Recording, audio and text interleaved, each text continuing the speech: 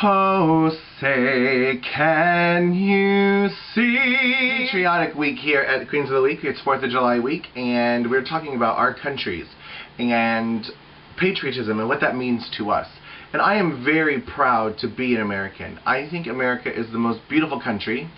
I am somewhat partial, but I have been to Poland, and it was amazing there, and I've been to Germany as well.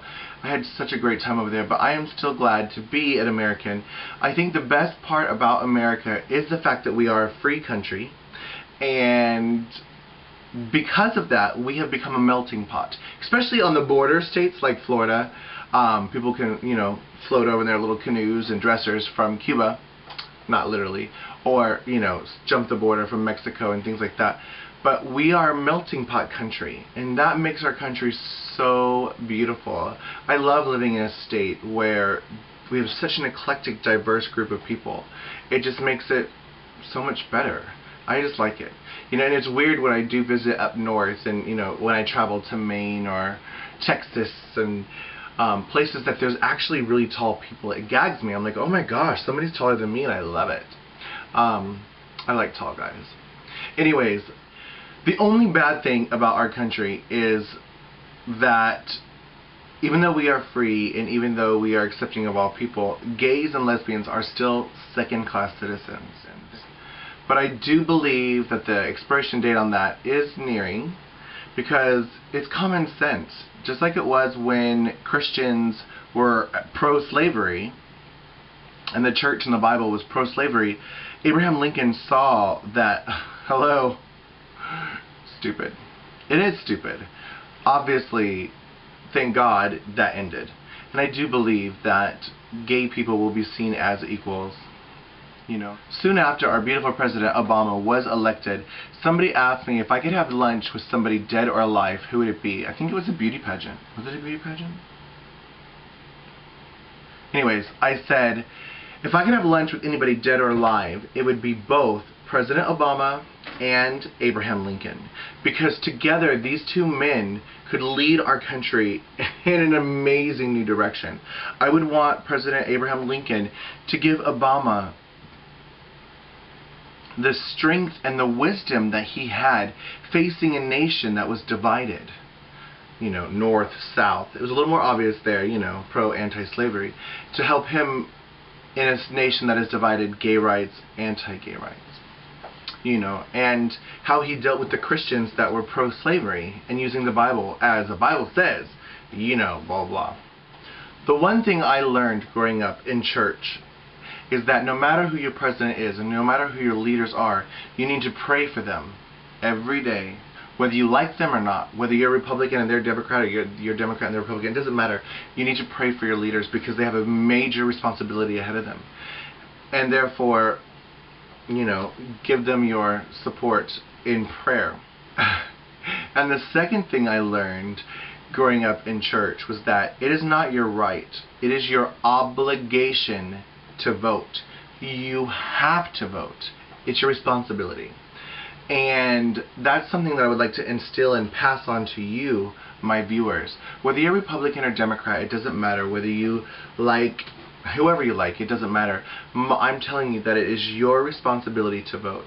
I am a proud member of the gay community, and I'm an advocate for this community. But unfortunately, I have found that amongst my peers and my friends, their attitude is very, whatever, I don't need to vote. Whatever's going to happen is going to happen. They're just going to rule the country. And that is not true. You have to let your voice be heard. Your voice truly does count. Now, what you need to do is educate yourself. Find out whatever it is you believe in. If you're extremely pro-abortion, find out who's pro-abortion. If you're extremely anti-abortion, find out who's anti-abortion. The presidential candidates are very good about letting everybody know what they're pro and against because they want your votes. Now, you might like somebody that is not of your same party because they stand for something else. And I personally am going to vote again for Obama. I think he's doing an amazing job. I think that he was taking over from somebody that was not very good.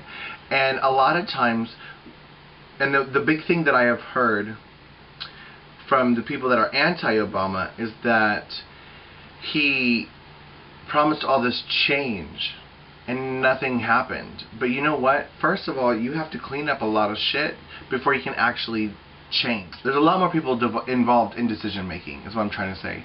And he can't just say, that's the way it is. It has to go. So it's taken him some time to make some of the changes, but I'm going to list some of the changes that I think are amazing, that affect my community that I live in, the gay, lesbian, bisexual, transgender community. And so far, he's done a lot. For example, in 2009, he demanded that all the federal employees extend their same-sex rights and benefits to their same-sex partners. Whoa. He also declared June Gay Pride Month again, because Bill Clinton declared it Gay Pride Month, and of course Bush decided to take it away. But Obama declared June Gay Pride Month again. In 2010, he banned discrimination in federal workplaces for transgendered employees. Whoa. June of 2010, he now allowed transgender people to get new passports in their true gender identity without surgery. That's major. In October, he recorded an It Gets Better for the gay youth that are also dealing with and battling their own suicidal tendencies because they don't fit in our country. I'll list a couple more, but in September 2011, he lifted the Don't Ask, Don't Tell, and then he went on to lift the ban that chaplains can now marry same-sex couples. What? All I'm saying is, I'm proud to be an American. And whether you're gay, straight, bisexual, transgender, it doesn't matter. You need to be proud of the country that you live in, even if it's not America. And do what you can to support your officials. But also, take the courage and the initiative to vote. Your voice is important, and your voice can be heard. Don't take a back seat and be like, whatever happens, happens. It doesn't have to be that way. Get the balls, register yourself to vote, and go vote. Whatever it is that's important to you, find a leader that believes what you believe. Trust me, they're out there. If you love roller coaster people, there's a presidential candidate saying, I love roller coaster people. Let's pro roller coasters. Find out whatever it is you believe in, whatever it is you want to change in this country, and somebody will be a good candidate for you. I do think that you should also educate yourself on them further, because just because they love roller coasters like you doesn't mean that they also love everything else that you like. So do educate yourself on them completely. But I'm going to say it again, you have to vote. Anyway, this was our patriotic week, and I'm Misty Eyes, your Queen Thursday, and I'm proud to be an American. America.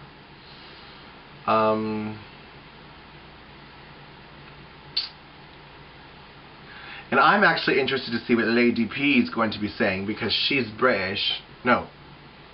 I'm actually interested to see what Lady P is going to say. She's all the way from Ireland. I don't really know much about Ireland. But, yeah. Loving you is easy. Talk to you soon. Bye.